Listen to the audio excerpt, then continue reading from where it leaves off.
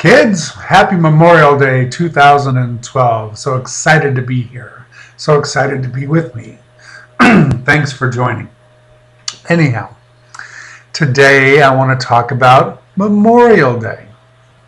Now, I have sat and watched all kinds of heartwarming, very touching, tear-jerking almost posts on Facebook for our troops and our beloved fallen soldiers that have fought bravely for our freedoms, etc., etc., etc.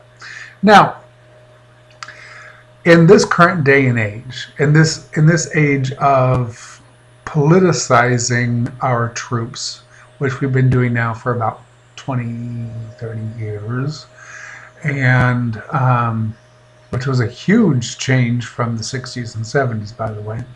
But I'll get into that in a second.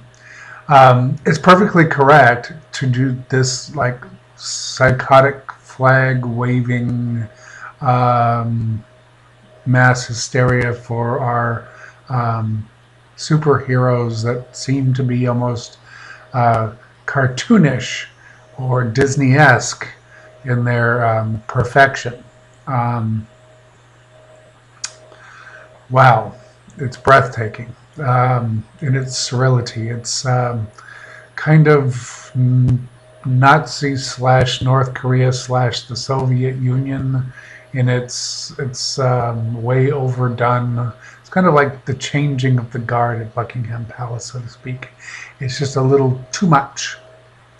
And personally, I don't see how it fits in with our actual history or reality, but that's what we're here to discuss today. So, on with the show. I posted a really interesting article on Facebook today, which actually talks about the origins of what we now call Memorial Day, where it came from, who started it, and etc., etc. And you'd be surprised to find out that it wasn't white folks that started this whole thing.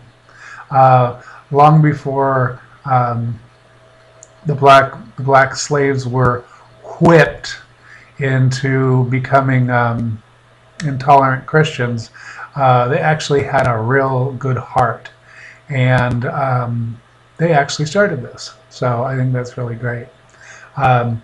Sadly, the whipping continued, and you know the rest. Poor gay people. Anyhow, oops.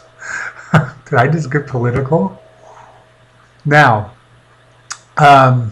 meanwhile, we have had gay people in our service also, in the military service, for 236 years. It's absolutely as a known fact, and they deserve just as much respect and admiration as everybody else. And certainly active members in our military should never be booed. Neither should our veterans be booed by anyone. I don't boo our veterans, but then again, I don't worship them either. They're doing a job. The history of the United States as a fact is this.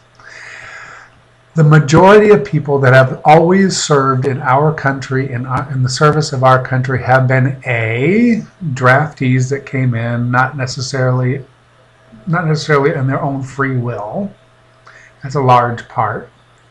B, people that have volunteered, and not because they are super patriotic, but because for some reason they found it advantageous to join the military. A, it's a paying job. B, it's got great benefits. C, you get a free education. And D, some job skills.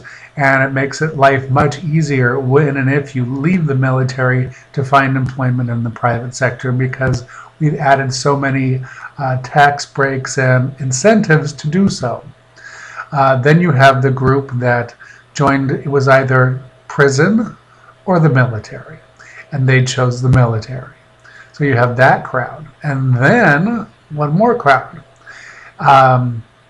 You have the crowd that has this family tradition of service to the United States, and and the family pressures these people, willingly or unwillingly, to go in to show that they are, a proud part of their family and their history, which is again another selfish reason for going, not something that is super patriotic.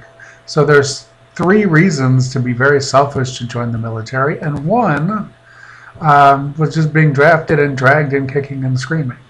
So, and it's not, I don't know one military person that has ever gone in for free just for the love of country and mom and apple pie and defend all the rights of every human being in the world, blah, blah, blah. I just have never met one. I've met lots of veterans, but normally they're pretty down-to-earth people. They don't seem like superheroes or Marvel comic books or some kind of Disney movie. And generally, if you get talking to them, they'll give you usually the reason why they joined.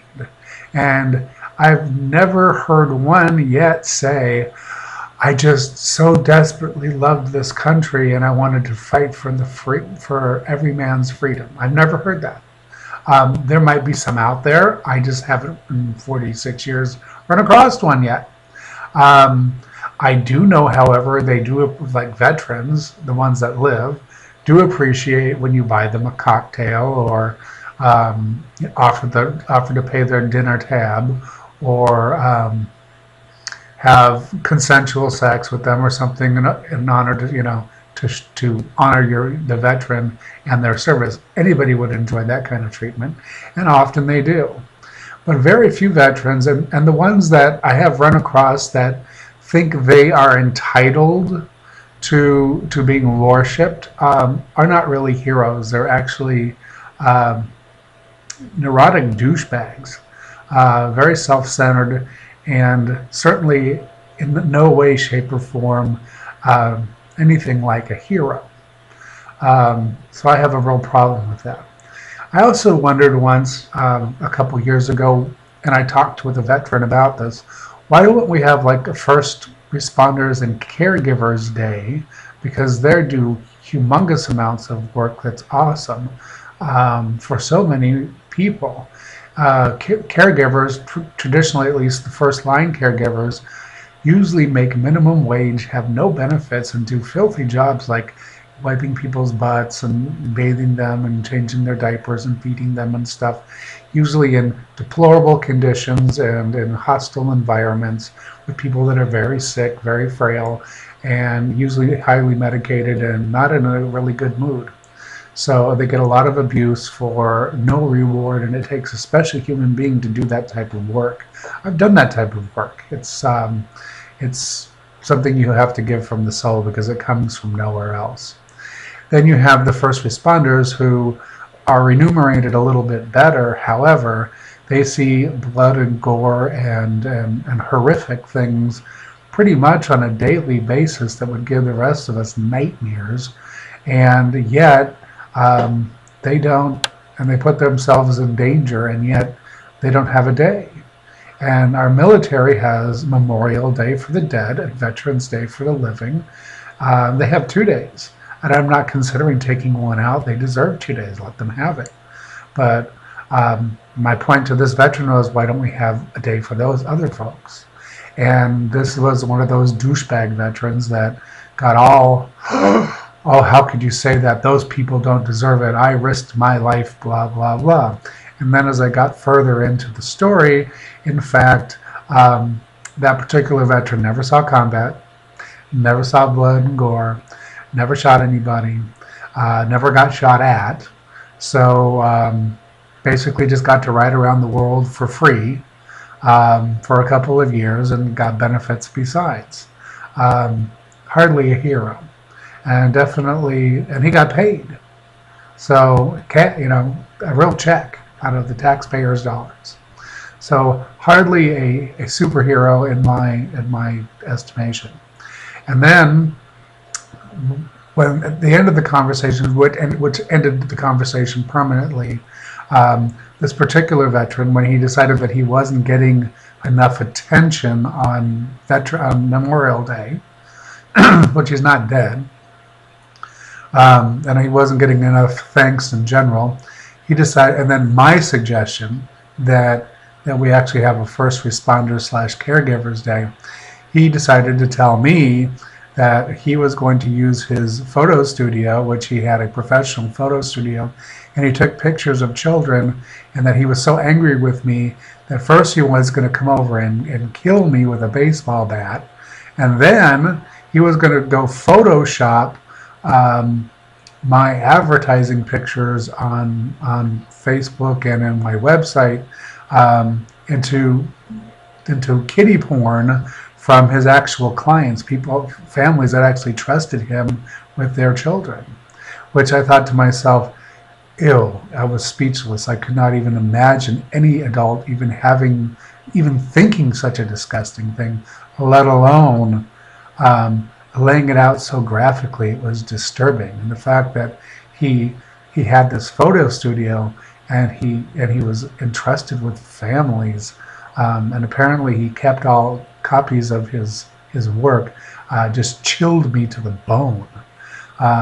So certainly I certainly could not, I ended any contact with him immediately, because I just could not fathom. I mean, anybody that knows me knows I only have two morals anyway, and that's leave the children and the animals out of it. Consenting adults have plenty of choices. So I was positively disgusted. But certainly somebody like that, even on Veterans Day, I have a hard time getting all warm and gushy about these holidays. It seems more like a brainwashing campaign. And I will use this last example as an example why. Many times in the 60s and 70s, when our troops were coming back going back and forth from Vietnam, they were being spat at. Our wounded veterans were being treated like animals, and people were actually so angry and protesting the war, they would actually go out into the cemeteries and urinate on the grave sites of the dead, the freshly buried, trying to desecrate them.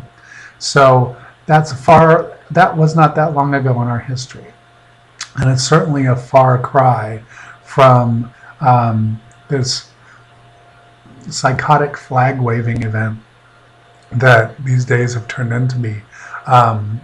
It's mind-numbing, and it makes no sense.